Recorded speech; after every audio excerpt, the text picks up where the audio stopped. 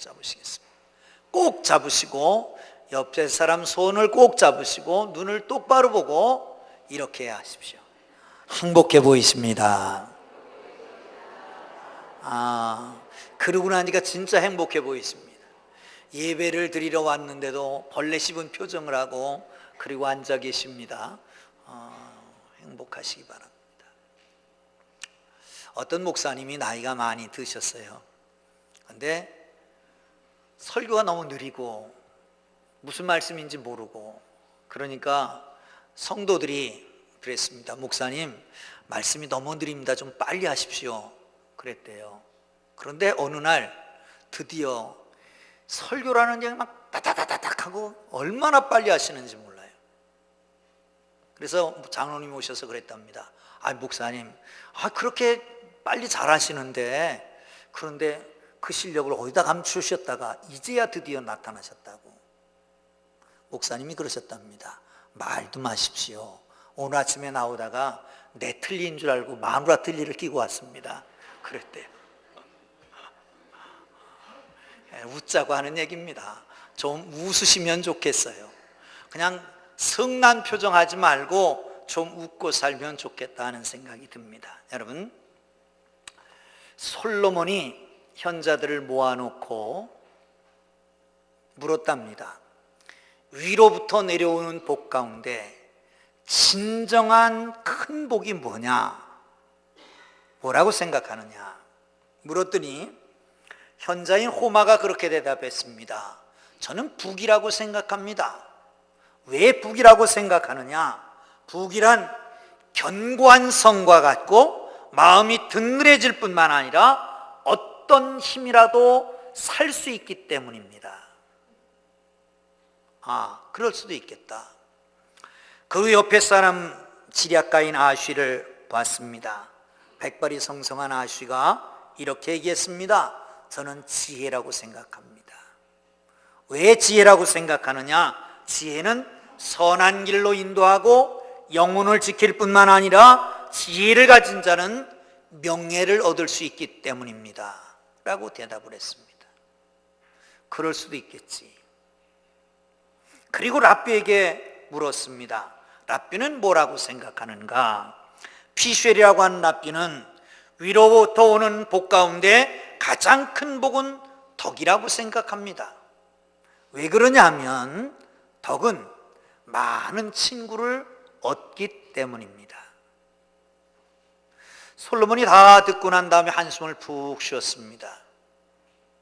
물었습니다. 그러면 대왕께서는 뭐라고 생각하십니까? 나는 평강이라고 생각한다. 많이 가지면 무엇하겠느냐? 궁궐의 산들 낙이 있겠느냐? 걱정 근심이 있으면 다 무슨 소용이 있겠느냐? 지혜가 많으면 무엇하느냐? 세월이 흘러가면 깜빡깜빡하는 것을. 덕은 또 무슨 유익이 있겠느냐? 때로는 내 마음도 다스리지 못하는 거예요. 이렇게 얘기했다고 그럽니다.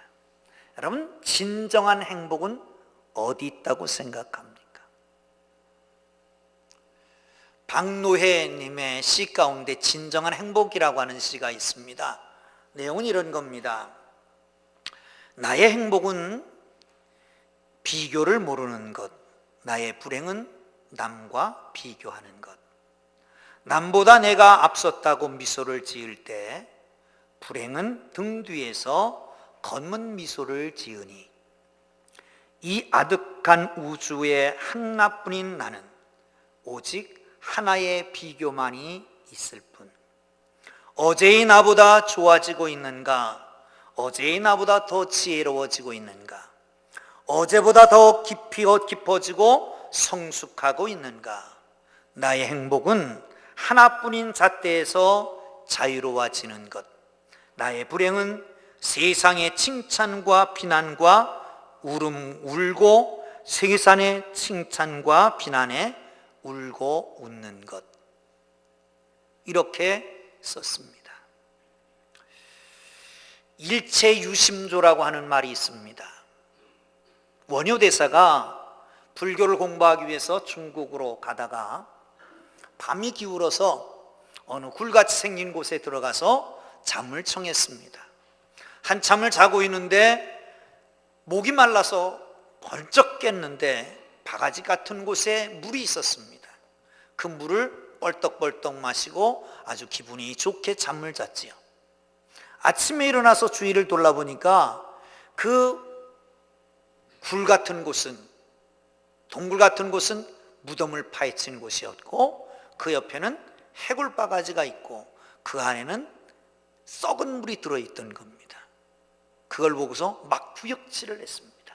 그리고 생각을 했습니다. 뭐라고요? 일체유심조다. 무엇이든지 생각하기 나름이다. 여러분, 진정한 행복이 어디 있을까요? 지혜에 있을까요? 부귀에 있을까요? 평강에 있을까요? 덕에 있을까요? 진정한 행복이 어디 있을까요? 비교하지 않는 데 있을까요? 잣대 하나를 가지고 나의 어제와 오늘을 비교하면서 좀 더 나아진 삶을 바라보는 데 있을까요? 진정한 삶이 어디 있을까요? 내 마음먹은 데에 따라서 행복이 되는 걸까요? 덜도 말고 더도 말고 한가위만 하여라, 그런 말이 있잖아요. 이제 며칠 있으면 추석 명절이 되는데 여러분 기분이 들떠 있을 겁니다. 이때만 같으면 진정 행복하겠습니까? 아리스토텔레스는 행복은 삶의 의미이자 목적이요 총체적인 목표다, 그렇게 말했습니다. 여러분, 진정한 행복, 그것은 어디 있을까? 오늘 본문을 통해서 진정한 행복을 찾아가는 복된 시간이 되기를 주의 이름으로 축원합니다. 할렐루야. 3절을 함께 보겠습니다. 시작. 성경이 무엇을 말하느냐? 아브라함이 하나님을 믿음에 그것이 그에게 의로 여겨진 바 되었느니라. 아멘. 아브라함이 하나님을 믿음에 의로 여겨진 바 되었느니라. 옳다 여겨진 바 되었다는 거예요. 왜? 하나님을 믿음에. 아브라함은 한 4,000년 전에 우리 교과서에 나오는 4대 문명의 발생지 가운데에 메소포타미아 문명, 그 지역입니다. 지금 이라크, 이란 그쪽이죠. 거기에 살았던 사람입니다.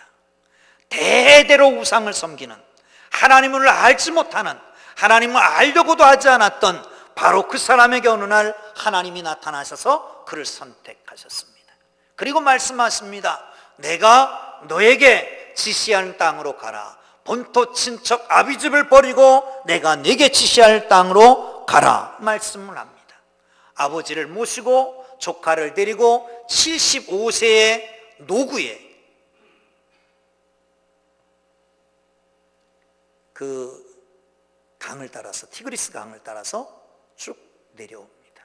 그러다 지금 시리아 지역, 하란 지역입니다. 거기에서 아버지가 돌아가시고 계속해서 와서 이스라엘 땅, 지금 이스라엘 땅, 거기에 오게 됩니다. 하나님께서는 아브라함에게 두 가지 약속을 하십니다. 하나는 땅에 대한 약속입니다. 내가 땅을 내게 주리라, 네 자손에게 주리라 라고 하는 약속. 또 하나의 약속은 자손에 대한 약속입니다. 그 땅을 주었으면 그 땅을 상속할 자손이 있어야 되는데 그 자손까지 주겠다라고 하는 약속입니다. 그런데 현실적으로는 땅 한 평도 없고 자식도 없는 상태입니다. 그런데 좀처럼 주실 기미는 보이지 않고 시간이 있을 때마다 내 씨에게 이 땅을 주리라고 하는 말씀만 계속하고 있습니다. 보채지 않습니다. 언제 주실 겁니까? 어느 때에 주실 것입니까? 라고 하는 보채지 않고 그냥 약속만 믿고 기다립니다. 그런데 기다리다가 지치기도 했을 거예요. 하나님, 그건 좋습니다마는 양자도 자식 아닙니까? 여기 내가 부리던 종 하나가 있는데, 아니 지역에 있는 모든 나라들이 그렇게 하지 않습니까? 이 종 엘리에셀을 그냥 양자로 드리면 어떻겠습니까? 하나님이 그때 말씀합니다. 안 된다. 그리고 밖으로 불러내십니다. 하늘에 별을 보여주시면서 별을 세어봐라 그러는 거예요. 여러분, 저희들이 어렸을 때는 하늘의 별이 반짝반짝 빛났잖아요. 멍석을 깔고 누워서, 원두막에 누워서 별을 세기도 했습니다.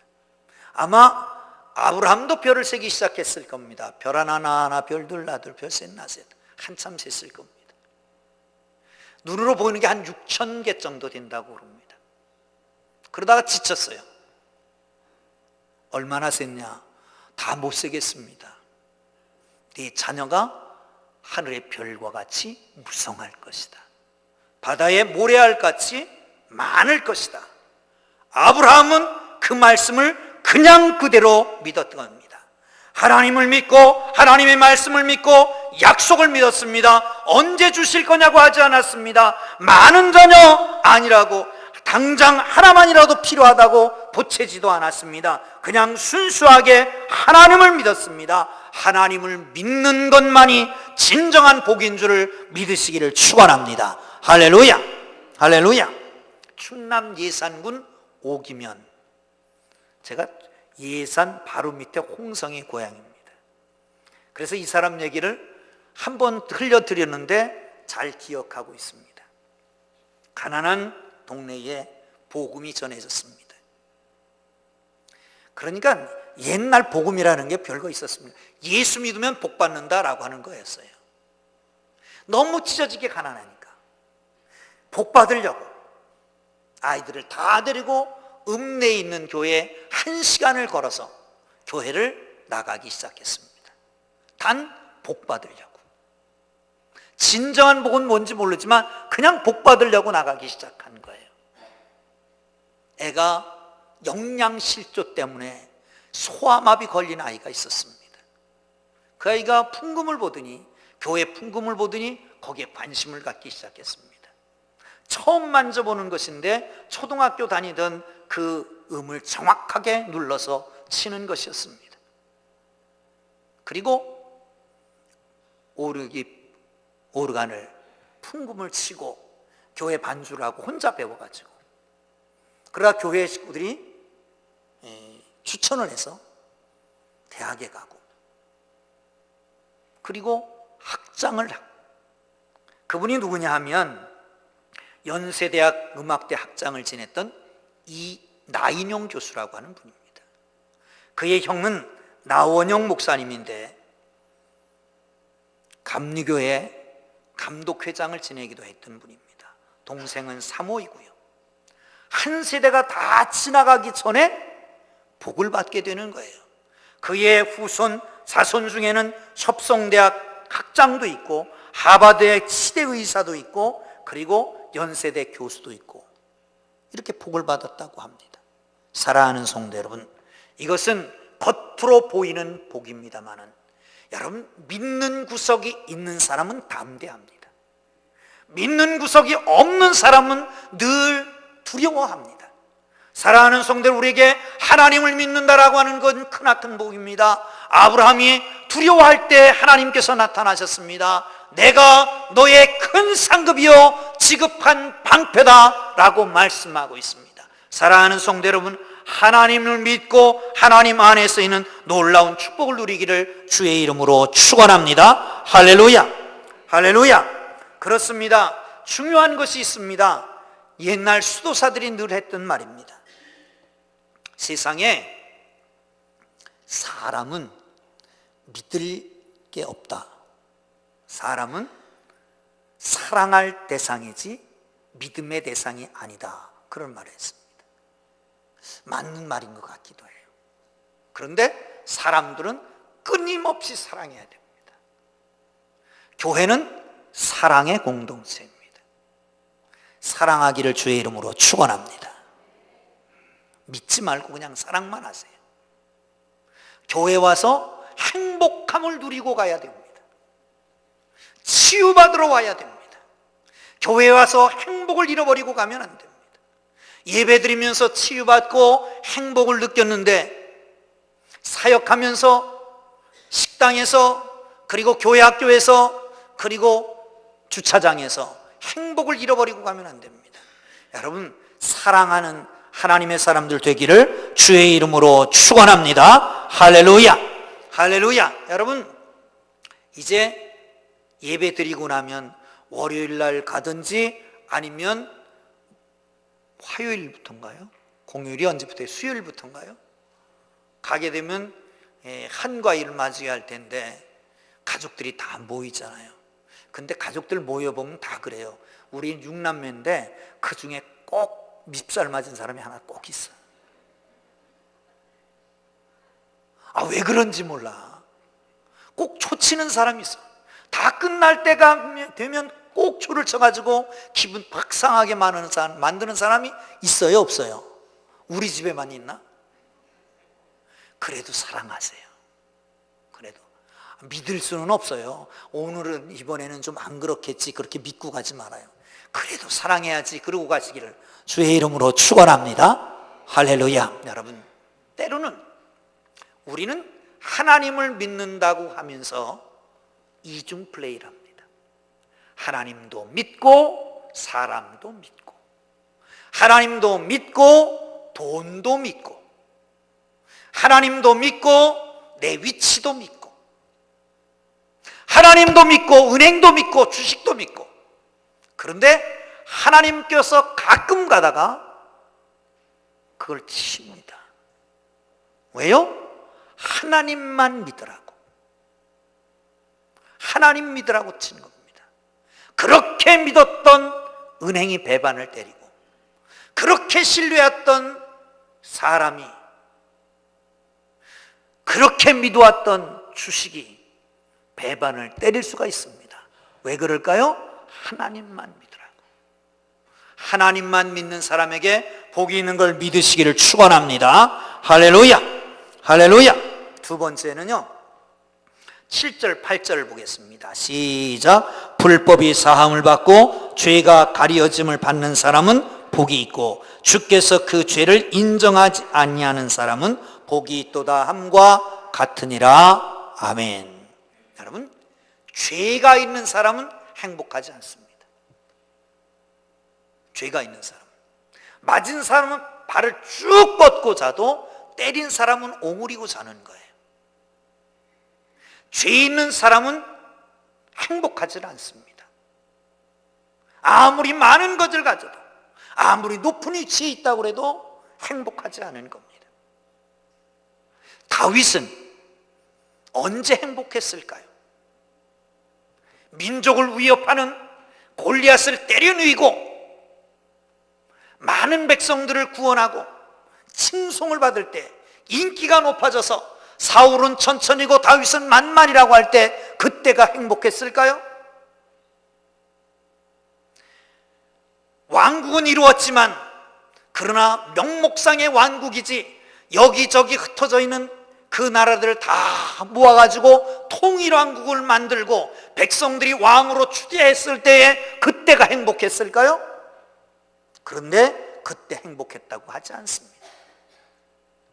바울의 행복을 알기 위해서는, 아니 다윗의 행복을 알기 위해서는 그의 불행도 알아야지 됩니다. 그는 외면적으로는 행복한 사람이었습니다. 지도자였습니다. 왕이었습니다. 음악가요, 시인이었습니다. 추앙받은 모든 조건이 있었습니다. 그럼에도 불구하고 내면에는 허탈함이 있었습니다. 어떤 사건이 계기가 돼서 그 불행이 심화되게 됩니다. 자기가 거느리고 있었던 장군 우리아의 아내를 뺏어서 자기 부인을 삼는 겁니다. 자기가 가지고 있는 위치, 권력을 가지고 그것을 다 무마해서 자기에게 책임이 돌아오지 않게 만들었습니다. 그런데도 잠이 오지 않습니다. 그런데도 괴로움이 계속되는 겁니다. 불행해졌습니다. 그가 이렇게 표현합니다. 시편 32편 3절 4절에 보면 내가 입을 열지 아니할 때에 종일 신음함으로 내 뼈가 쇠하였도다. 주의 손이 주야로 나를 누르오니 내 진액이 빠져서 여름 가뭄에 마름같이 되었나이다. 잠이 안 오는 거예요. 뼈가 쇠해졌어요. 밤낮 나의 목을 조르는 것 같아요. 누가? 하나님께서. 그런 고통을 겪고 있었다는 거예요. 영혼도 마음도 육신도 쇠해진 상태에 불행하에 떨어져 있었다는 거죠.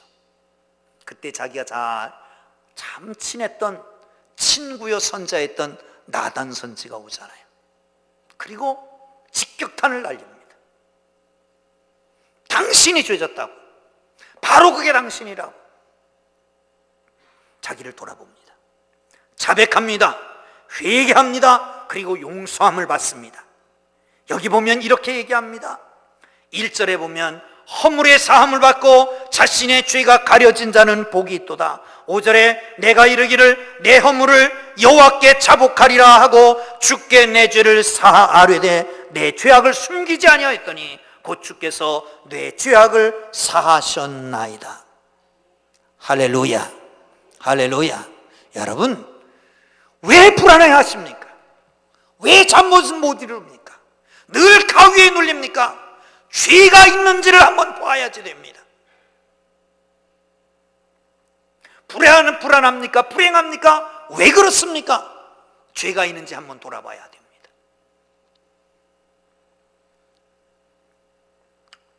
범죄한 자에게는 사함, 가리움, 사함이라고 하는 것은 없어지는, 없앤다라고 하는 겁니다. 죄의 근거를 없애는 겁니다. 호적의 줄을 지워버리는 겁니다.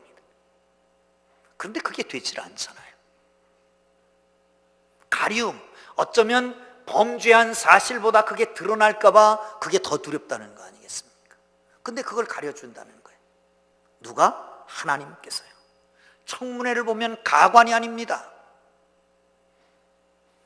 자기 죄, 옛날 잘못한 것 그거 가리려고 전전긍긍할 거 보면 아주 딱하기 그지없잖아요. 아니 저 위치에 올라간 사람이 그것 하나 때문에 아이고 참 주접스러워요. 주접스러워. 참 처량하기 그지없잖아요. 가리면 가릴수록 점점 드러나게 됩니다. 죄의 문제가 사함받고 죄가 가리운 자는 복이 있는 걸 믿으시기를 축원합니다. 할렐루야, 할렐루야. 구약에서는 속죄일이 되면 제사장이 두 가지 일을 합니다. 하나는 양을 가지고 제단 앞에서 잡아서 각을 뜨고 그리고 그 피를 가지고 지성소에 들어가서 언약궤에 뿌립니다.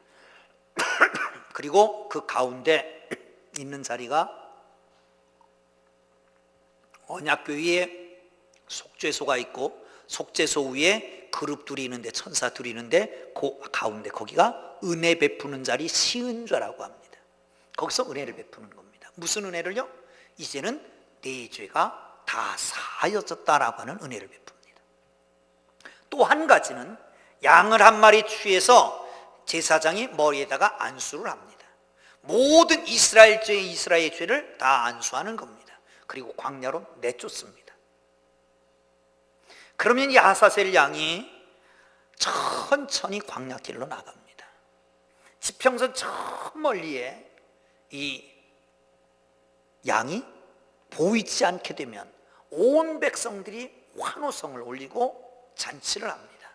모든 죄가 사라졌다는 것입니다. 사랑하는 성도 여러분, 그런데 구약에서는 그렇게 죄 사함을 받기 위해서 노력했지만 신약에 우리는 이제는 그렇게 하지 않는다고 합니다. 히브리서 12장 9절에 보면 염소와 송아지의 피로 아니하지 아니하시고 오직 자기의 피로 영원한 속죄를 이루사 단번에 속죄에 들어가셨느니라. 할렐루야, 할렐루야.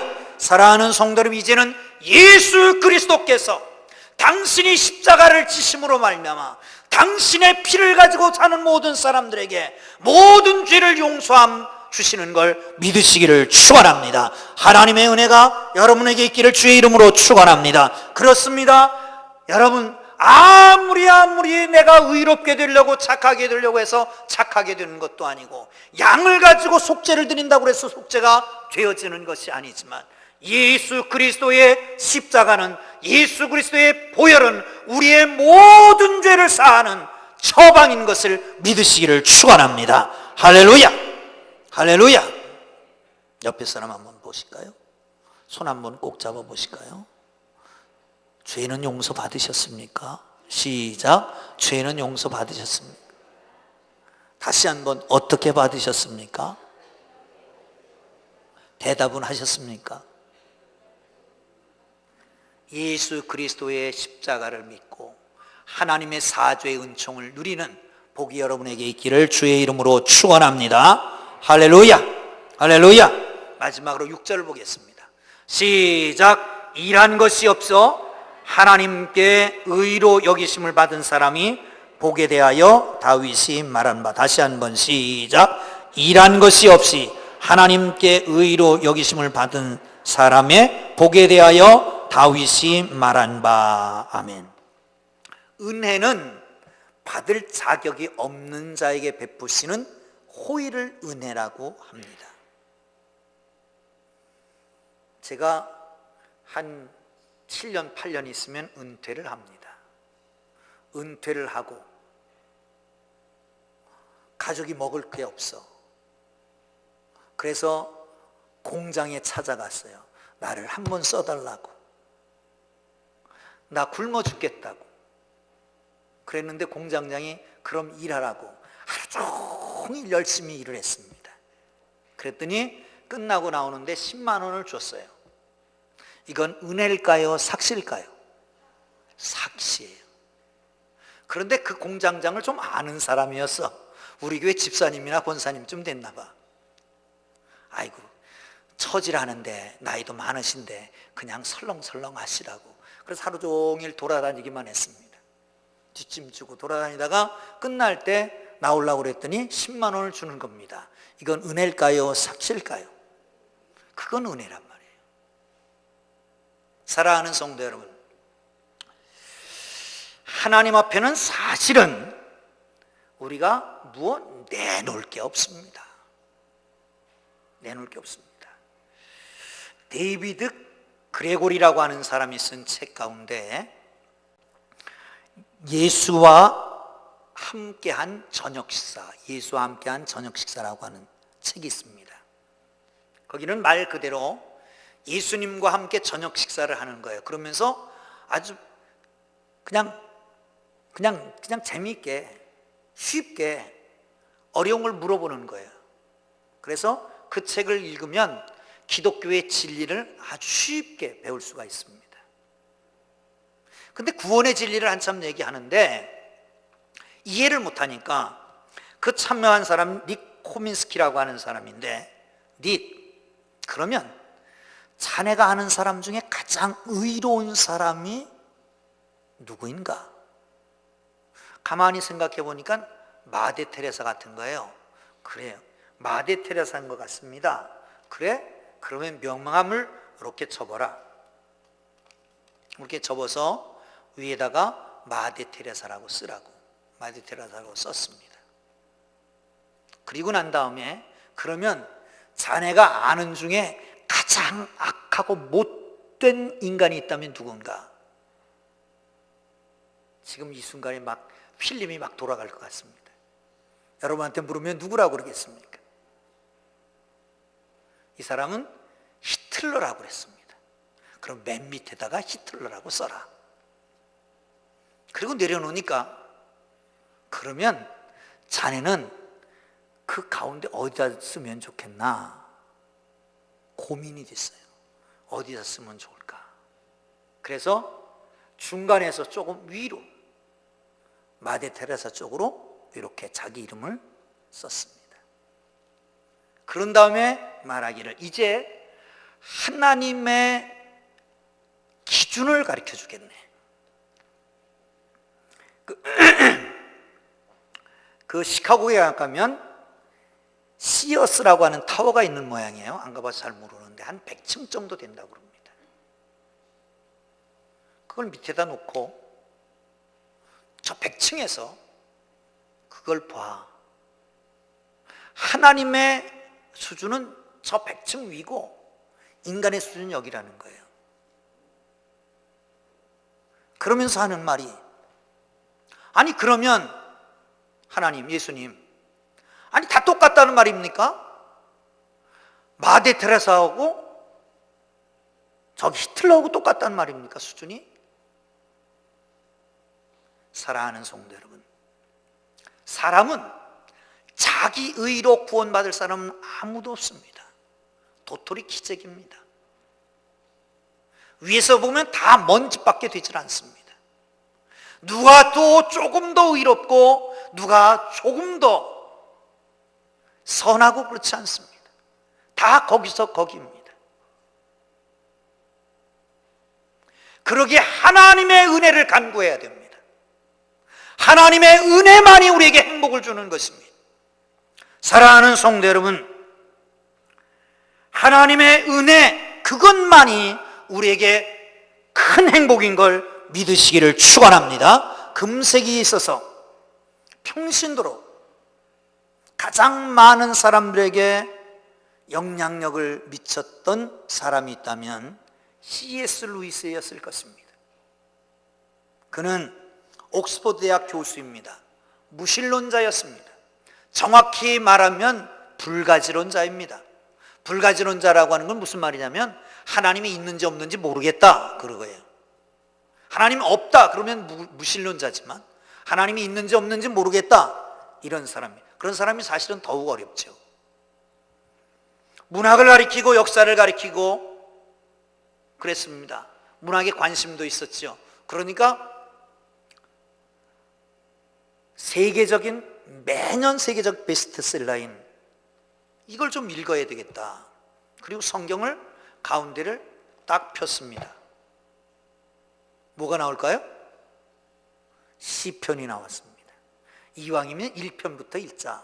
1편을 딱 읽고 나니까 나쁘지 않네. 2편? 괜찮네.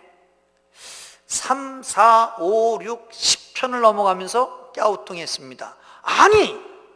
성경의 시편 정죄되지 않은 너무 좋지 않은 언어들이 더 많다고. 이게 무슨 시냐? 왜 시편 기자는 원수도 그렇게 많고 이 왼수를 어떻게 하냐고, 언제까지 두실 거냐고, 죽일 기회를 만들어서 싹쓸이하라고 이렇게까지 기도하고 있는데 이게 무슨 시냐 집어던졌습니다. 집어던지고 가만히 생각해 보니까 그게 인생일 수 있다. 인생일 수 있다. 그래, 살다 보면 죽이고 싶은 사람도 생기고 좌절함도 있고 말 못할 고민도 있고 윈수 같은 사람도 나타나는 거지. 그래, 적어도 성경은 인간의 감정 앞에 솔직하구나. 그래서 성경을 쭉 읽다가 예수를 만나고 그리스도인이 되었습니다. 그리고 시편 묵상이라고 하는 책을 썼는데 거기 이렇게 씁니다. 시편에 나타난 하나님은 졸렬한 하나님이 아니라 가슴이 크신 하나님이다. 하나님이 계십니까? 안 계십니까? 이럴 수 있습니까? 하나님을 원망하고 하나님을 탓하는 사람까지도 다 품고 가시는 그런 가슴이 크신 하나님이다 라고 썼습니다. 사랑하는 성도 여러분, 이 가슴이 크신 하나님, 은혜가 한량없으신 하나님, 그 하나님 앞에 여러분 눈물이 뭡니까? 여러분의 좌절이 뭡니까? 아픔이 뭡니까? 원수는 어디 있습니까? 하나님 앞에 나아가기를 주의 이름으로 축원합니다. 상담을 해도 마음을 오픈하고 나면 시원해지는 것입니다. 그러나 하나님께서는 우리가 그 앞에 토해놓고 내놓고 하면 하나님께서 그 문제를 다 해결하시는 걸 믿으시기를 축원합니다. 여러분, 갈등을, 상처를, 깊은 곳에 숨겨있는 내 몸의 악압을, 내 아픔을, 내 무거운 짐을 주님 앞에 하나도 남김없이 다 내려놓으면 하나님의 은혜는 그 모든 것을 치유하고 우리에게 진정한 행복을 주시는 걸 믿으시기를 축원합니다. 축원합니다. 기도하겠습니다.